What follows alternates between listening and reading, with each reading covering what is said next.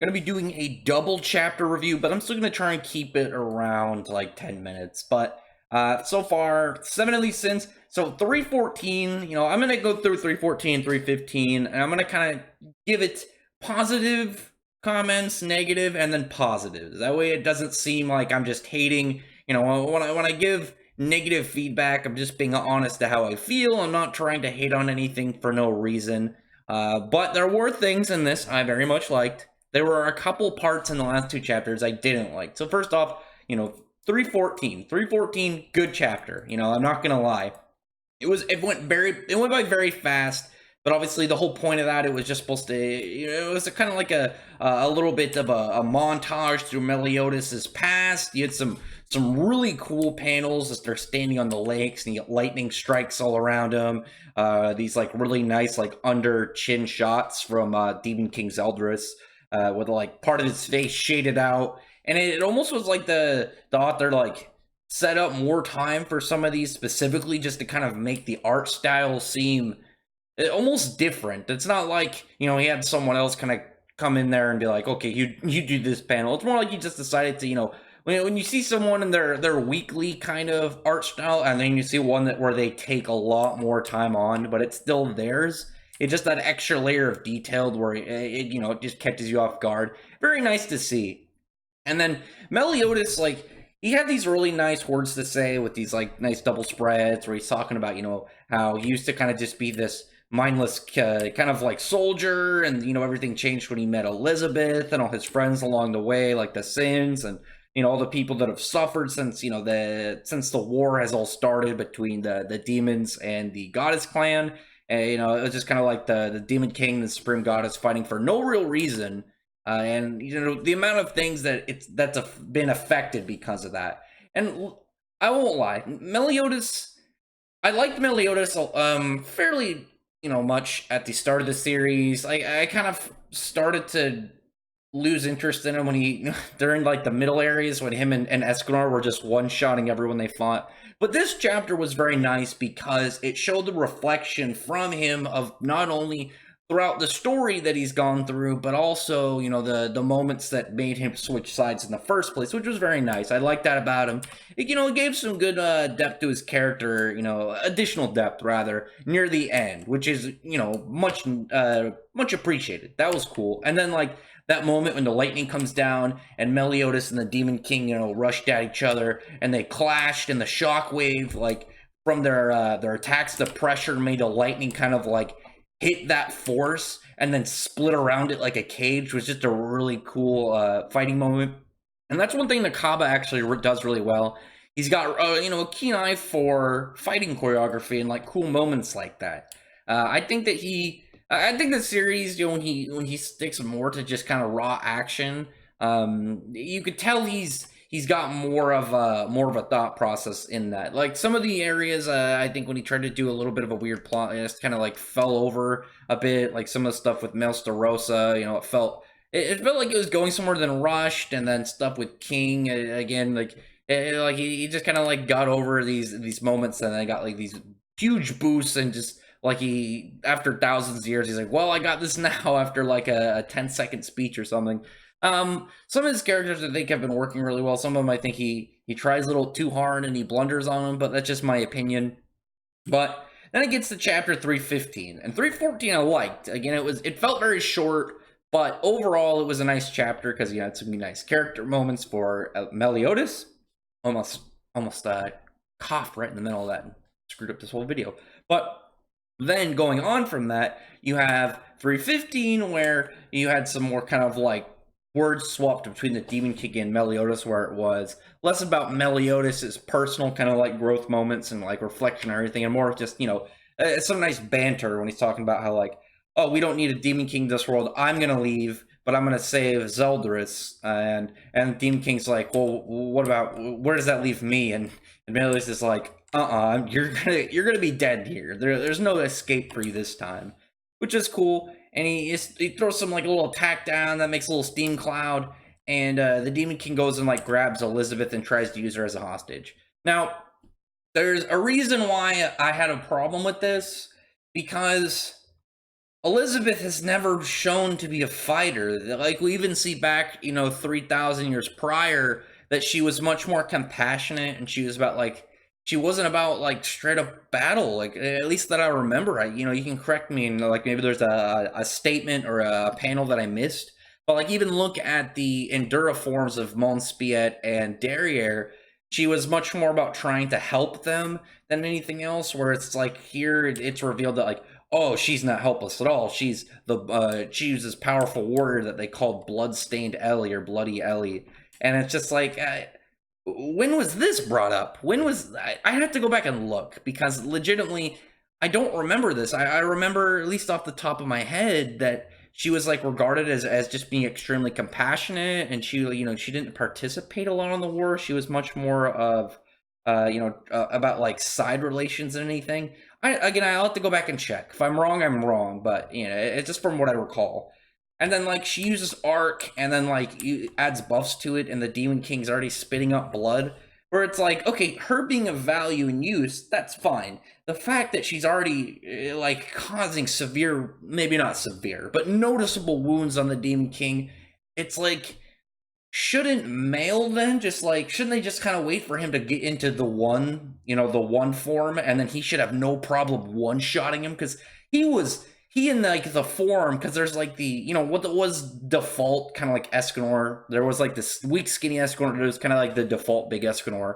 There was the 1130 like big one, and then there was the one, like the super buff form, the one. And the default one was already extremely powerful. I don't imagine that the one version of him is even remotely like visible in comparison to Elizabeth. There's no way Elizabeth should be, and even like her buffing arc, it shouldn't even be comparable. It should be like, if this hurts him, then, oh my god, I'm stuttering. If she can hurt him with this, Mail in the one should literally be able to just to point a finger at the Demon King and erase him. I mean, it's cool that she gets like this buff and she's like stronger now, but it's like, why wasn't she doing this earlier? Like they tried to fight Starossa, and she made like a weird arc whale. But other than that, she didn't have any like fighting like signs like of actual like combative skill. There was no statement like this, like, oh man, she's actually a really good fighter. It's weird to see it come up at the end, is what I'm saying. But this is something that should have came up like as soon as she got her memories back. And it's kind of like, I don't understand how she can get it, but still, like, whatever, I guess. At least now she's not a damsel in distress. Like, it made much more sense if, Meliodas is raw offense, and she's, because he doesn't have his immortality anymore because they destroyed his curse. If he was raw offense and she was support, like healing him, like even though he's very powerful, he has a really bad defensive game in that fight. And then, without her like supporting him, then he would screw up. And I don't know. I'd have to go back and look. And then it's because also like if she's this powerful, then I feel like any danger from her curse shouldn't be that relevant if she's able to defend off Demon King level entities. Okay, but then let's get to what made me very happy about this chapter. This legitimately made me very happy. All right, so when the Endura were first established, I was like, I don't know why they have this power-up form that like that kind of just is dropped, but it's cool. It's something that it kind of came out of nowhere, and it's like, why don't we see it from one of the 10 commandments that were already defeated? And then I was like, okay, you have to have a certain power level for it, and it's like an all-in or nothing kind of thing. It's like, okay, I kind of get it. Fine, that's cool. But then there was like, nobody using it. Nobody using it. Like, none of the commandments, other than in the flashback, used it when they were going to die. Neither Chandler or Cusack or the original Sinner used it. Zeldris never used it. Meliodas, who logically should be able to use it, then come back because the way his curse works, never used it. And Nakaba actually shows in one of the volume extras a couple of their designs, and one of them actually is an old friend of Galen's. Galen, the big badass looking metal scarecrow that was unfortunately like thrown away. I'm still a little salty about thrown away once he pretty much ran from Escanor and like turned himself to stone. But that one is actually his friend. It's like the sixth leg that kind of looks like an ankylosaurus.